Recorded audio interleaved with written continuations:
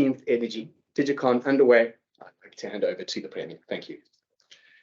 Thank you very much, Regan. And just looking at that picture with the bright sunlight shining on you through that curtain. Maybe someone can fix that. But thank you very much and welcome to this Digicon. And Prof, thank you very much for joining us. And of course, Mr. Lester, we'll hear from him shortly. But looking at me, you can see that I am absolutely fully charged. My batteries are charged. And why is that? Because last week, my wife and I took a little bit of a road trip and I took a break and charged my batteries. I went out into the rural parts of our province, the most beautiful province in the world.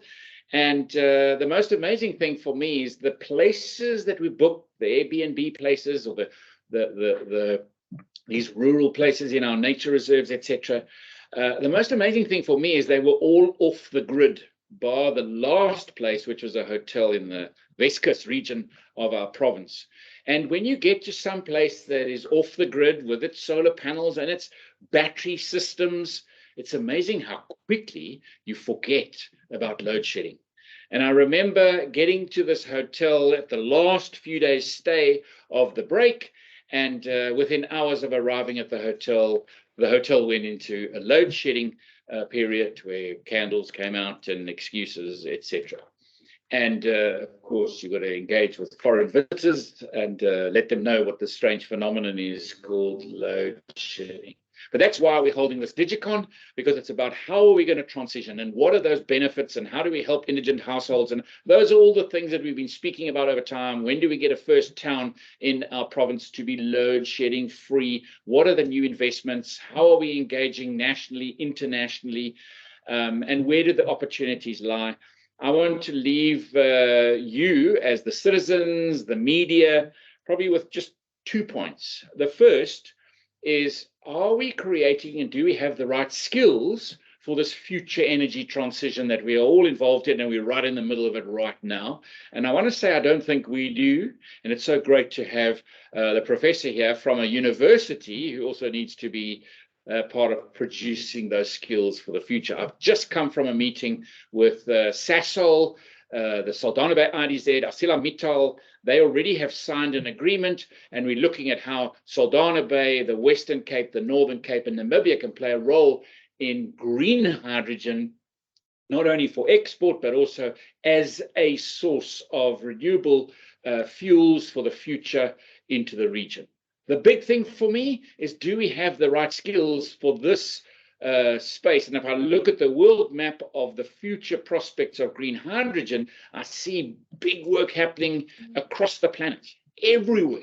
Everyone seems to be focusing on green hydrogen.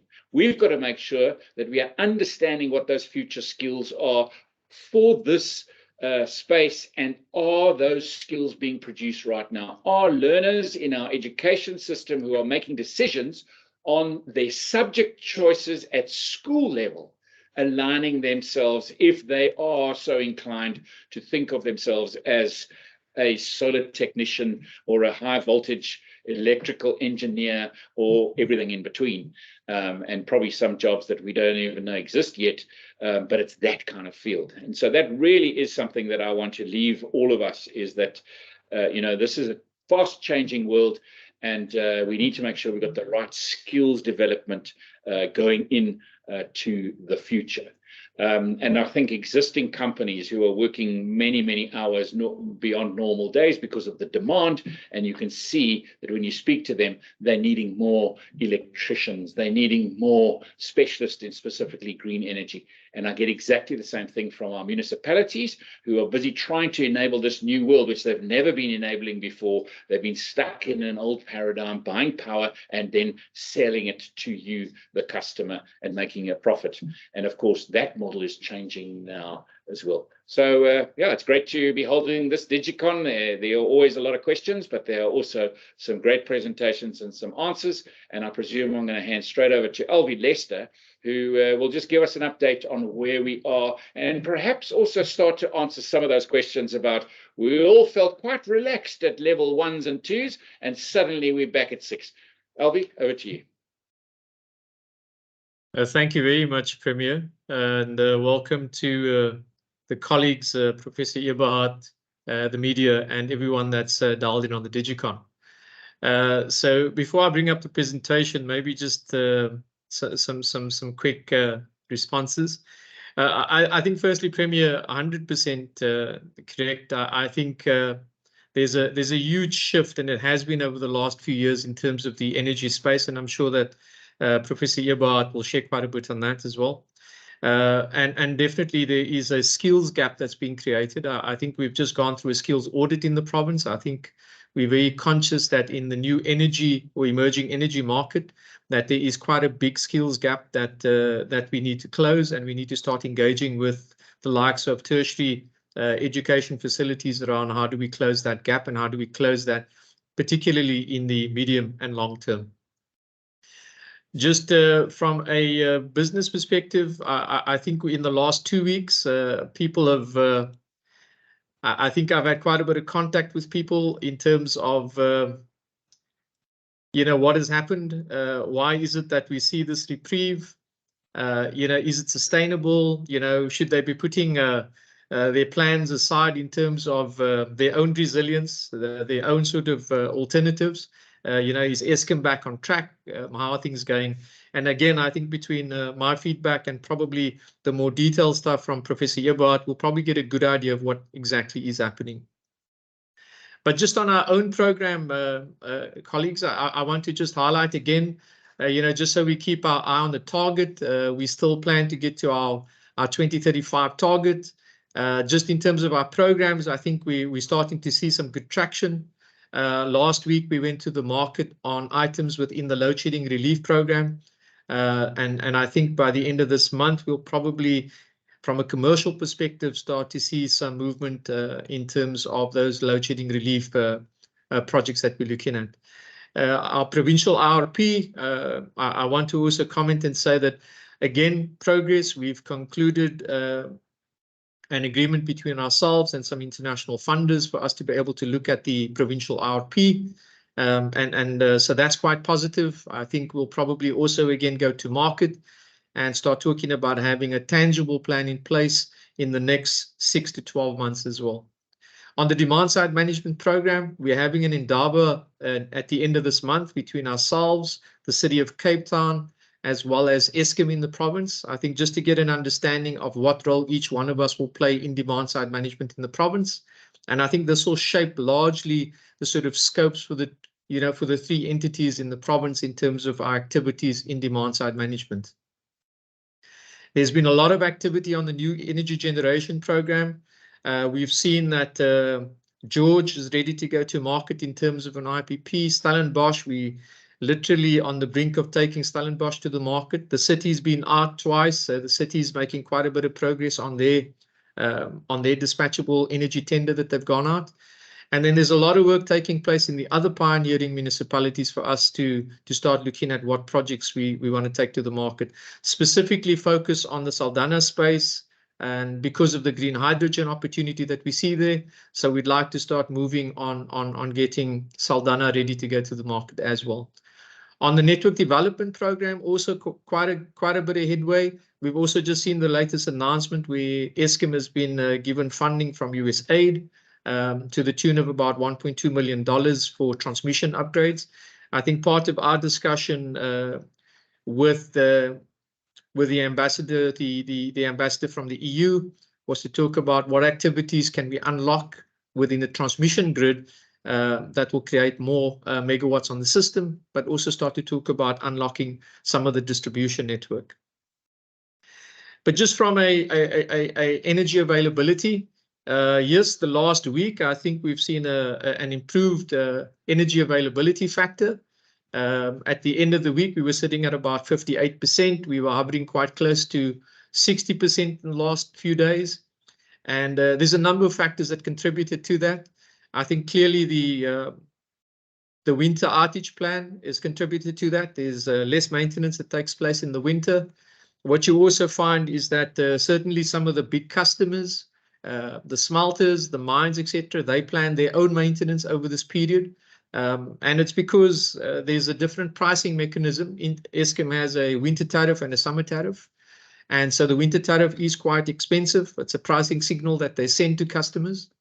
So the bigger customers tend to plan their outages over the winter period. And so you see a slow introduction, but you also see an opportunity then for more energy to be available.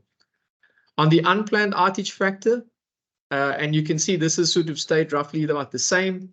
About 32% of that is exactly where it was at. And what it really means is that there hasn't been any additional unplanned outages other than the ones that they've factored in. And also, it's relatively the same over the last few weeks and days, that the same plant or the amount of energy available from those different plants has stayed about the same. I think the significant difference we've seen between a few days ago and yesterday and going forward is that you've seen quite a bit of breakdown in some of the generation plant over the last 2 days again. And so again, the system very volatile. The fixes that we've seen not entirely sustainable, and so it makes it very difficult for us to get a sort of reliability factor in terms of there will be X amount of megawatts available and the energy availability factor will be X. So I think the variables are quite difficult to manage, but at the same time, I think we've got historic data that shows that this is and has been the case for some time. So I'm not expecting that we're going to see massive improvements in the energy availability factor. I think, again, the EAF improvement is vastly due to the fact that you've got lower maintenance taking place and you've got a lower demand on the system as well. Just from the outlook for the week ahead, if I look at the week of the 14th of July, in terms of the optimistic view, I think when the original plan was done, the optimistic view was in this particular week, we should see almost no load shedding. And you'll see that second last column is yellow, but that was the optimistic view. I think the very last column is a lot more of the realistic view of what's going to happen. And we've seen it already. We've gone from stages 1, 2, straight back into 4 and 6. So I expect next week we'll probably find ourselves in stage 4 again. Yes, of course, the cold spell has obviously added to the issue across the country. But again, I think we would have been in at least stage 4, given the energy availability and the sort of reliance of some of the plant. So just in summary, again, we are still below, what the average was for last year in terms of energy availability. I think the operating margins, we sort of swinging in between, not having the full operating reserve available and then having the full amount available. I think the EAF, again, also, the target has been set for 60%. I think we need to just understand what exactly contributes to that 60%.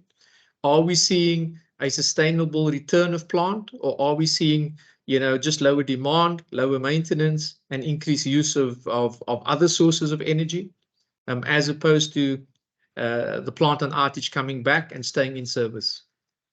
So again, I think for the next few weeks, we're probably going to find quite a bit of movement in the EAF, but I don't see that we will see a permanent swing towards the 60%. So Premier, yeah, that's my sort of view of what's happened and what the outlook is going to be like going forward. Thank you.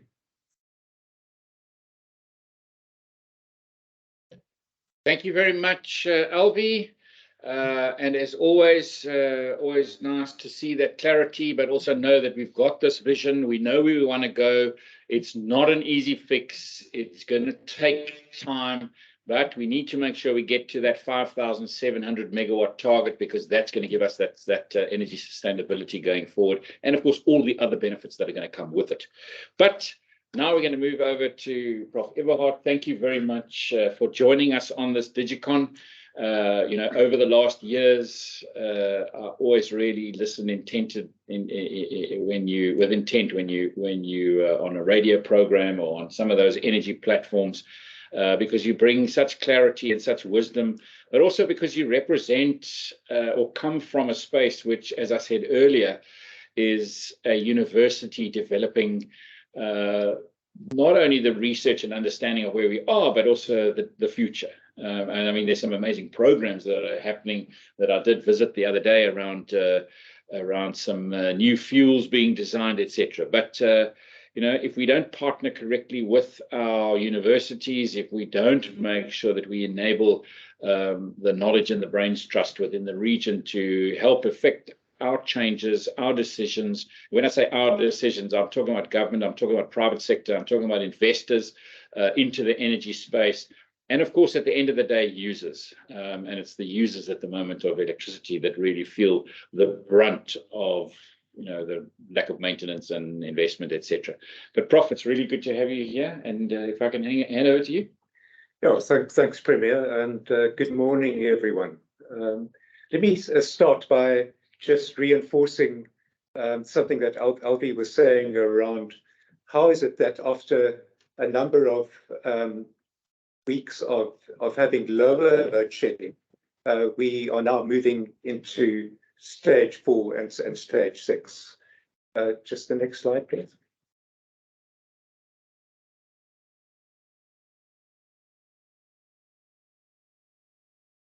So let's remind ourselves why the Eskom system operator institutes load shedding. Essentially, it's to get the demand and supply in balance, to protect the system and prevent a grid collapse. And as Albi has said, on the demand side, we've seen slightly lower demand in recent weeks, with the big energy-intensive users taking off their plant for maintenance as the winter tariffs come in. We've seen also a very significant contribution from wind energy, around 2 gigawatts. So that's almost equivalent to 2 stages of load shedding. And what that means is that the residual demand that Eskom has to meet is then lower. Same effect with distributed solar, which is also making an impact.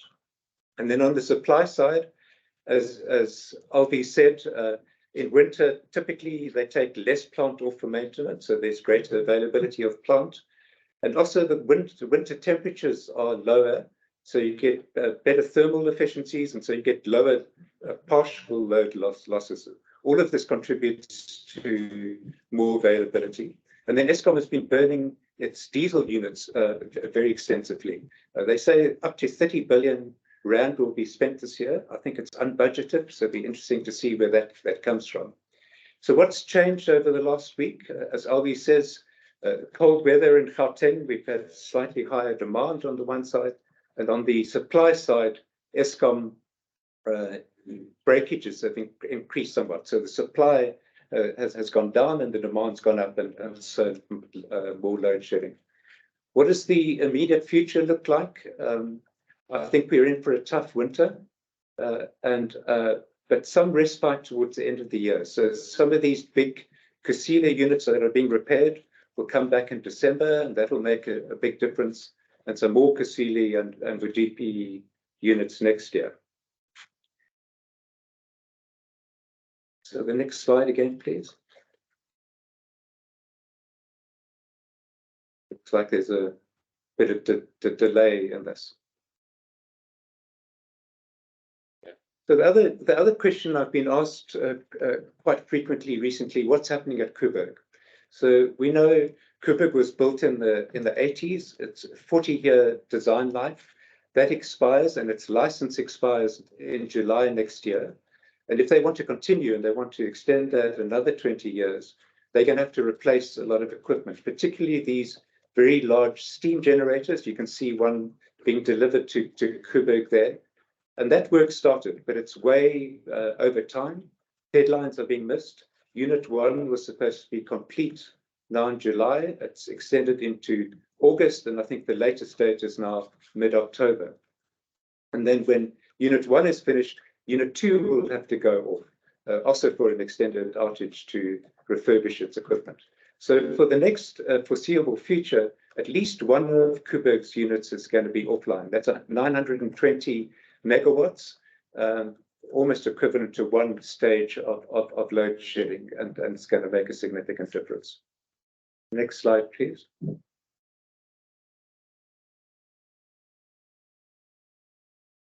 So I think to really understand what's happening at Eskom, it's not so much these short-term issues of, do we get more load shedding or less load shedding from week to week? It's the long-term trend that is very significant.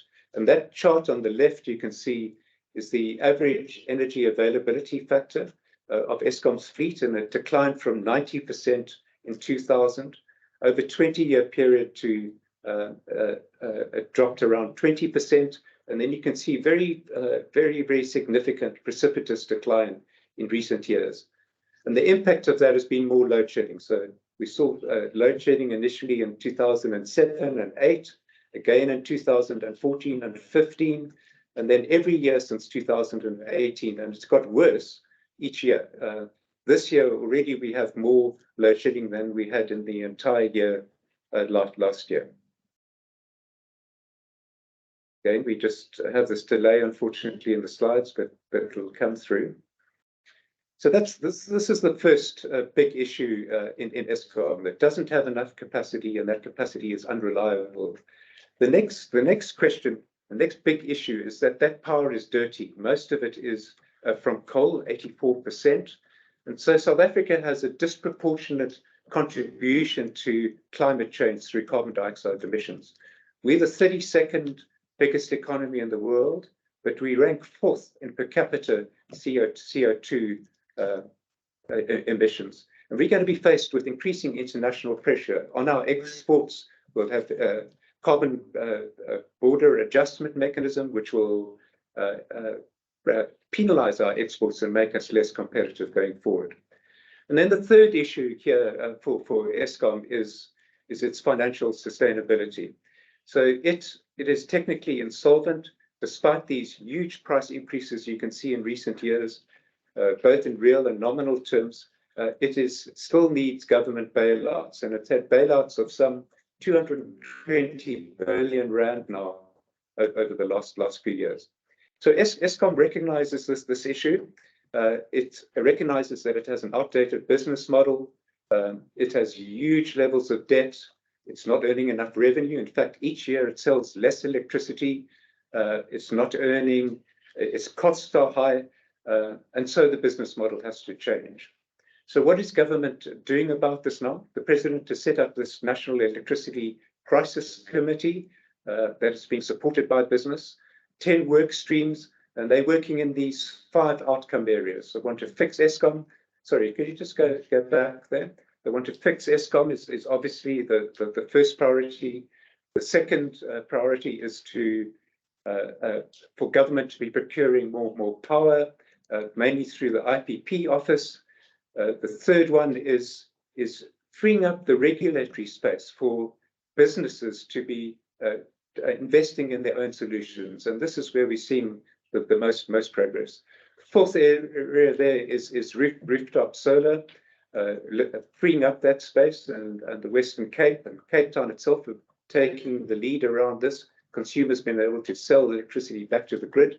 And then the fifth area is around restructuring Eskom, which we'll speak about a little bit more in a moment.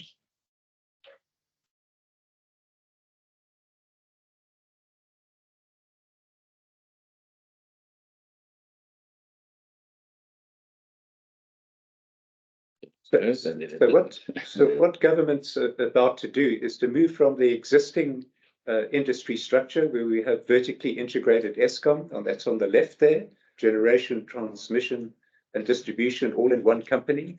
But the next step would be to take out transmission as a subsidiary company. You see the NTC there, National Transmission Company, but still reporting to Eskom Holdings. The final move will be to create an ETSMO, an independent transmission system and market operator. And this step is absolutely critical outside of Eskom. So you create the platform for private investment to be coming into the sector. Of course, there's a conflict of interest with Eskom, a generator and also a transmitter. So you need this independent platform. We also need a lot more investment into transmission, and having a separate company from Eskom will enable that. But one of these electricity sources going forward, coal is going to be declining as we go forward. It becomes more expensive or difficult to finance. And most of the new sources are going to be solar and wind going forward, the cheapest sources, and huge investments needed in that 50 to 60 gigawatts by 2030, supported, of course, by storage, by gas, to ensure that we have a secure system going forward. And what's incredibly positive is that we are seeing a huge response from the private sector. There was a recent survey that was released by the industry and by Eskom itself, and you can see that some 66,000 megawatts of projects are currently being developed around the country. Not all of these will make their way through the various stages of permitting, etc., but encouraging that I think we are seeing the private sector response. And of course, South Africa is not uniquely in this energy transition. This is a global phenomenon, and we're at a tipping point. It's not always clear and easy to see that we're in that tipping point. And we look at 2020 there, it's mostly coal and gas and hydro, etc.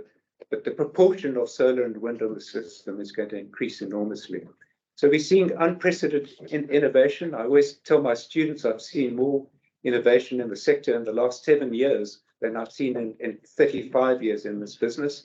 And it's not just solar and wind coming in, and they're distributed by nature, right? So they a lot more smaller projects. Consumers being able to invest in their own supply. So consumers become producers, prosumers, we call them. And then all these innovations in IT, in control technologies, AI, blockchain, big data, etc., are going to make it possible to organize our electricity system in a very different way, with much more private sector participation, much more consumer participation. So an exciting future going forward. And then just to summarize, if we're going to move beyond load shedding, we're going to have to add new investment at a rate faster than Eskom is failing. I think this is an important way to think about it. Eskom's performance is declining. If we're going to have a secure future, we need to accelerate investment at a faster rate. It's a huge amount. We estimate R1 trillion needs to be invested in new generation by 2030. And of course, no one now needs a license to produce electricity, right? The minister and the regulator are no longer gatekeepers to the market, and this has been a major regulatory reform. We still need some streamlining of the permitting processes, but we're getting there. So electricity consumers will increasingly invest in their own solutions, behind the meter, better generation, these direct agreements with IPPs. So example in Cape Town would be Amazon.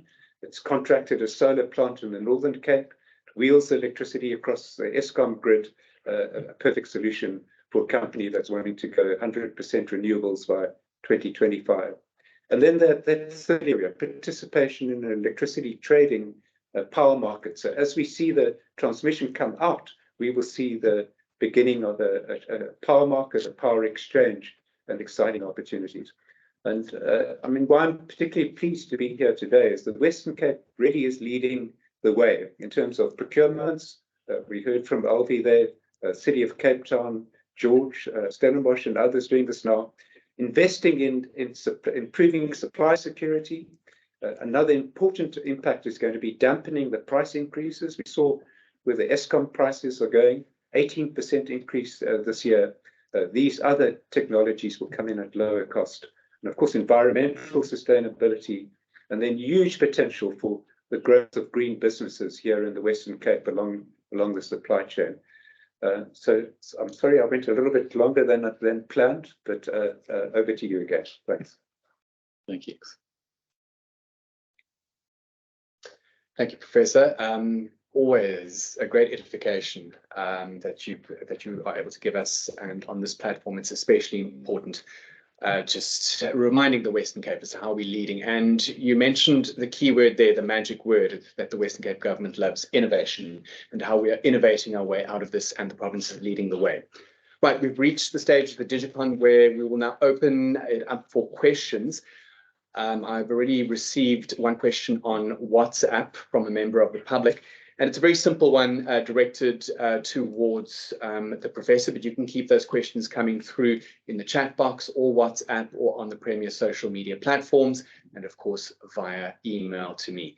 Professor, the question reads, when we're talking about unbundling of Eskom, it's to me personally, it seems to have gone quite quiet, but I know there is quite a lot of stuff happening behind the scenes. What exactly does unbundling mean? How will that make Eskom more efficient? And does that mean Eskom, as we've known it for the past how many decades, will it cease to exist going forward with the country's new power generation capabilities? So an important question. I mean, Eskom this year is 100 years old. It was established in 1923. But that business model of a dominant, vertically integrated state-owned utility is really now obsolete. I mean, 110 countries around the world have now restructured their electricity sectors, and they do that primarily for the reason that there's an understanding that generation is now competitive.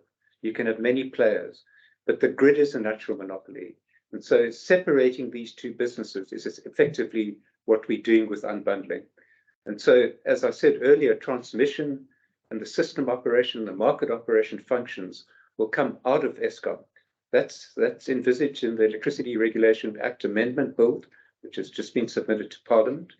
And hopefully that will go through this year. We need to watch that quite carefully.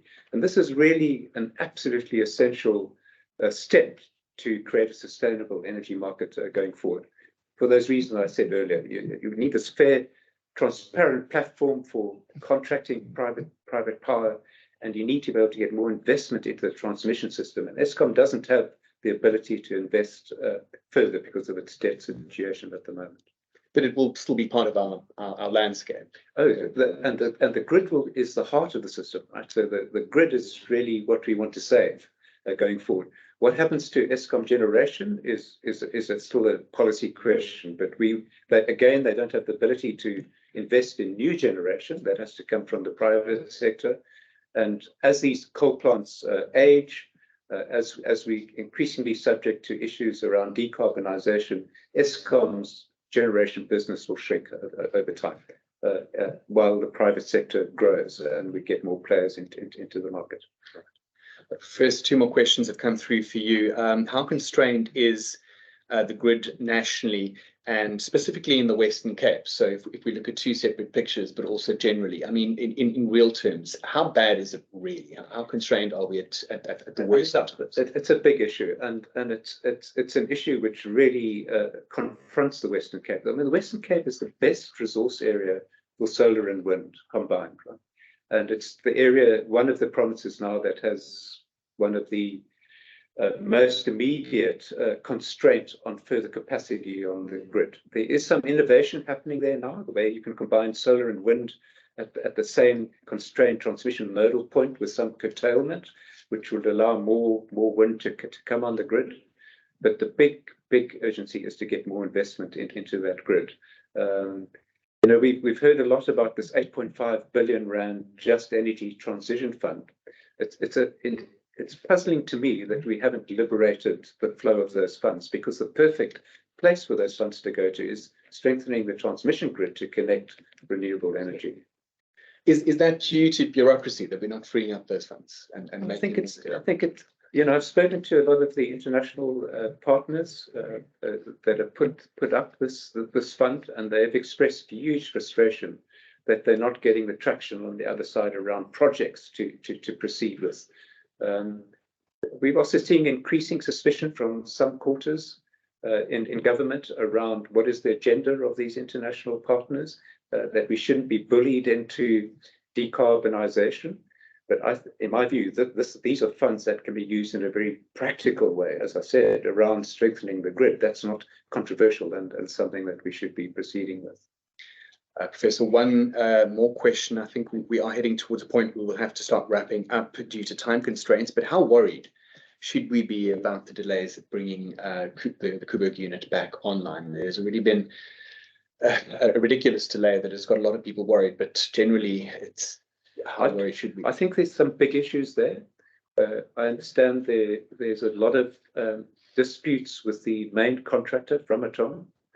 and that needs to be managed well.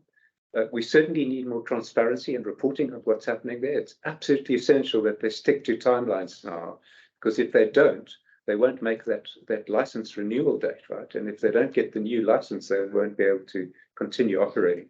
So tracking what's happening there, I think, is very important. Yeah. And just one last question for you, Professor. What about the argument and what seems to be the national policy at this stage that we need coal for our base load generation? So it is going to be coal for a good while longer in South Africa. But what do you make of this argument? Well, I mean, this last sentence that you just said is, I think, very important, right? I mean, coal is 85% of our generation mix, so 85, 84%. It's some of those plants are going to be here for many, many years. So it's not as though we're transitioning overnight, but it's clear the path that we have to go. It is now very, very difficult to build and finance new coal power plant.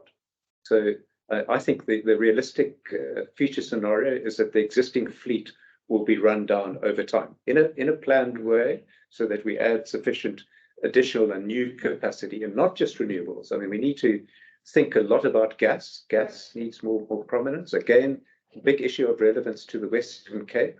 You know, I don't know, there's not been much talk about the gas and oil finds just north of the Orange River off Namibia, but that's the same geology south of the border, and there are potentially massive gas resources there. So these are much more likely to be part of the future than building new coal. All right, thank you. I think, as I mentioned earlier, we are running against time. We like to keep the Digicons as efficient as possible. So thank you for those questions. And thank you, Professor, for your insightful responses to those. We now hand over to Mr. Lester, Energy Advisor to the Premier and the Western Cape Government, for your useful fact of the week. Over to you, Mr. Lester. Well, thank you very much, Regan. The tip is very much focused on residential customers. I sometimes know that we get tempted, especially on the paydays, to go and top up our electricity box. What I do want to say to you is that you must just check the volume at which you buy. These tariffs are set to send a pricing signal. So the higher volume you buy in terms of one purchase, at some particular point, the price per unit will change and it will increase. And the idea there is the pricing signal is that they don't want you to use more energy than is actually required. So when you are topping up, stay within that limit where you're paying potentially the best cost per unit. As soon as you start to increase that volume significantly, you will find that the price of those units go up, and you'll be asking yourself, well, you know, why do I get less units and I'm spending more money? It is very much an inclined tariff that is being applied. So at a particular point, that price will increase. So top up for what you need. Don't buy too much, because you're actually going to be paying a premium. Thank you, Regan. Thank you very much. I'm then going to close this Digicon. So first of all, can I say, Prof, thank you very much for joining us. And again, you know, really, your slides make so much sense and really give us such clarity on what needs to be done. As I said earlier, we've got a lot to do and we've got a long journey. Also to Mr. Lester, to Regan, to you, thank you very much. To the technical team here that keep us connected, thank you very much to all of you. And then most of all, to all of you who've logged on, the media and citizens of the Western Cape, thanks for joining us. I hope these are useful. Keep those questions coming, because they will also influence on what future Digicon's content will be like going forward. But thanks very much and enjoy your day.